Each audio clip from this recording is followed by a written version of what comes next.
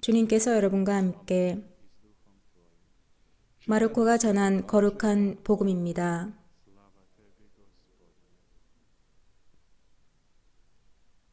예수님께서는 주간 첫날 새벽에 부활하신 뒤 마리아 막달레나에게 처음으로 나타나셨다. 그는 예수님께서 7 마귀를 쫓아주신 여자였다. 그 여자는 예수님과 함께 지냈던 이들이 슬퍼하고 울고 있는 곳으로 가서 그들에게 이 소식을 전하였다. 그러나 그들은 예수님께서 살아계시며 그 여자에게 나타나셨다는 말을 듣고도 믿지 않았다. 그 뒤 그들 가운데 2 사람이 걸어서 시골로 가고 있을 때 예수님께서 다른 모습으로 그들에게 나타나셨다. 그래서 그들이 돌아가 다른 제자들에게 알렸지만 제자들은 그들의 말도 믿지 않았다. 마침내 11 제자가 식탁에 앉아 있을 때 예수님께서 나타나셨다. 그리고 그들의 불신과 완고한 마음을 꾸짖으셨다. 되살아난 당신을 본 이들의 말을 그들이 믿지 않았기 때문이다. 예수님께서는 이어서 그들에게 이르셨다. 너희는 온 세상에 가서 모든 피조물에게 복음을 선포하여라. 주님의 말씀입니다.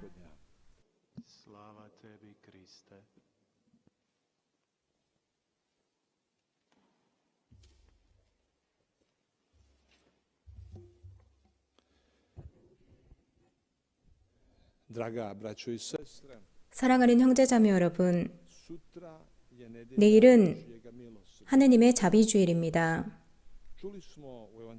우리는 복음을 통해서 예수님께서 제자들에게 하신 말씀을 들었습니다. 예수님께서는 너희는 온 세상에 가서 모든 피조물에게 복음을 선포하여라 라고 하셨습니다. 바로 이것입니다. 하느님께서는 자비로우십니다. 그리고 이것은 복음의 핵심입니다. 이 메시지는 파우스티나 수녀님과 교황 요한 바오로 2세를 통해서도 전해집니다. 교황님께서는 부활주일 이후의 주일을 자비주일로 선포하시면서 이를 구체화시키셨습니다. 그러면 하느님께서 자비하다라고 우리가 말할 때 이것은 무슨 뜻일까요? 이것은 하느님에게서 가장 중요한 것입니다. 하느님이 어떤 분이시고 그분의 뜻은 무엇이고 그분의 마음은 어떠한 것인지에 관한 것입니다. 예수님께서는 하느님의 사랑이 태양과 같다는 것을 우리에게 가르쳐 주십니다. 이 태양은 선한 사람과 악한 사람들 둘 모두에게 내리쬐입니다. 하느님의 마음은 모든 일을 포용할 수 있을 만큼 넓습니다. 그 어떤 이도 제외시키지 않습니다. 상처받은 사람, 환자들, 잡혀있는 이들을 찾아 나서는 사랑입니다. 한 마리를 구원하기 위해서 99마리의 양을 두고 떠나시는 분이 하느님이십니다.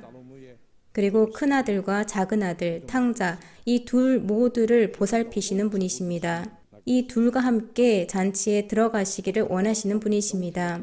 그리고 사회에서 소외받은 이들, 다리 저는 이들, 안목 보는 이들, 가난한 사람들과 함께 잔치에 들어가고자 하십니다. 이 큰 축일은 하느님께서 어떻게 보시는지를 우리에게 말해줍니다. 하느님께서는 당신 아드님을 이 세상에 보내서 죄인들을 찾아내서 그들이 죄인이라는 이유만으로 손가락질을 하면서 너는 죄인이다 라고 말하게 하기 위해서 당신 아들을 이 세상에 보낸 것이 아닙니다. 예수님께서는 죄라는 행동을 보십니다. 그런데 그 행동만 보시는 것이 아니라 그 배경도 보십니다. 죄를 짓게 된 이유와 원인도 보시는 것입니다. 우리가 예수님께서 십자가 위에서 하신 말씀을 보면 정말로 분명하게 반영되어 있습니다. 아버지, 이들을 용서하십시오. 이들은 자신이 하는 일을 모르기 때문입니다. 예수님께서는 사람들의 영혼에 있는 그 짐을 보십니다. 세례자 요한은 이것을 알아보고 예수님을 보고 이렇게 얘기합니다. 보라, 하느님의 어린 양, 세상의 죄를 없애시는 분이시다. 예수님께서는 죄를 없애시고 사람들의 짐을 덜어내 주십니다. 이 큰 축일은 우리에게 하느님의 마음에 대해서 말해줍니다. 하느님께서는 그저 바라만 보고 계신 분이 아닙니다. 죄에 빠지는 사람을 돕기 위해서 물에 빠지는 이를 구하고 잃어버린 이를 찾기 위해서 여러 방법을 찾고 있는 분이 하느님이십니다. 하느님께는 사람을 돕지 않을 여러 이유가 있습니다. 사람에게 벌을 주고 단죄하고 그들에게서 등을 돌려버릴 여러 이유가 있습니다. 또 하느님에게는 사람을 지지하지 않을 여러 논점이 있습니다. 하지만 이러한 논점은 하느님의 사랑 앞에서는 힘을 잃어버립니다. 또 사람을 단죄할 이유는 많습니다. 하지만 하느님의 사랑은 그 어떤 이유보다 더 강력합니다. 하느님께서는 언제나 사람에게 갈 입구나 작은 틈이라도 찾으려고 하십니다. 그분의 바람은 사람을 돕는 것이기 때문입니다. 죄인의 집에 들어가 묵는다. 이것이 예수님께서 자케오 집으로 가셨을 때 사람들이 가지고 있었던 논점이었습니다. 그런데 예수님께서 자케오 집에 가셨을 때 예수님의 논점은 그도 아브라함의 자손이라는 것이었습니다. 사람들은 자케오를 단죄하기 위해서 논점을 찾아냅니다. 그가 죄인이라는 것이죠. 그런데 예수님은 그를 구원할 이유를 찾습니다. 그도 아브라함의 자손이라는 것입니다. 비슷한 일이 사람들이 한 여인에게 돌을 던져서 죽이려고 했을 때 일어났습니다. 바리사이들이 이 여인을 죽이려고 했던 이유는 간음하다가 잡혔기 때문입니다. 이 한 가지 이유로 이 여인을 잔인하게 죽이려고 했습니다. 예수님께서는 이 여인이 죄를 짓지 않았다고 하지 않으셨습니다. 죄를 지었다는 것은 분명합니다. 그런데 이 여인만 죄를 지은 것이 아니죠. 같이 간음을 저지른 그도 죄인인 것입니다. 그리고 돌을 들고 있는 그들도 죄인인 것입니다. 이것이 이 여인을 구하고 이에 반응하기 위한 하느님의 의로움과 사랑의 논점인 것입니다. 우리가 하느님 자비에 대한 질문의 답을 찾아봤기 때문에 이제는 우리에 관한 질문이 떠오릅니다. 자비로운 사람이 되는 것이 하느님의 뜻인가? 예수님께서 우리에게 답을 주십니다. 너희의 아버지가 자비하신 것처럼 너희도 자비로운 사람이 되어라. 자비로운 사람이 되라는 하느님의 요구사항을 우리가 잘 이해한다 하더라도 우리가 자비에 접근할 때 이중적인 방법을 자주 씁니다. 한편으로는 그것을 받아들이지만 또 한편으로는 그것을 거부하는 것이죠. 여러 어려움 중에 하나가 하느님께서 자비로운 사람이 되라고 하실 때 이것은 누구에게 하시는 말씀인가라는 것입니다. 이 부분에 있어서 슬라브거 발바리치 신부님께서 우리를 도와주십니다. 이렇게 말씀하시죠. 우리를 대하는 다른 이들에 대한 하느님의 뜻이 무엇인지는 모든 사람들이 분명히 알고 있습니다. 말하자면 우리가 누군가가 우리를 사랑해주고 존중하고 알아봐주고 도와주고 용서해주고 우리에게 자비로워졌으면 좋겠다. 또 우리의 평판을 그대로 좋게 지켜줬으면 좋겠다. 우리를 잊지 않았으면 좋겠다라고 할 때는 이것이 그들을 위한 하느님의 뜻이 분명하다는 것이죠. 그것은 진리인 것입니다. 이것이 우리를 대하는 다른 이들을 위한 하느님의 뜻이다라는 겁니다. 그런데 우리가 자주 망각하는 부분은 우리도 그들을 똑같이 대하는 것이 하느님의 뜻이라는 것이죠.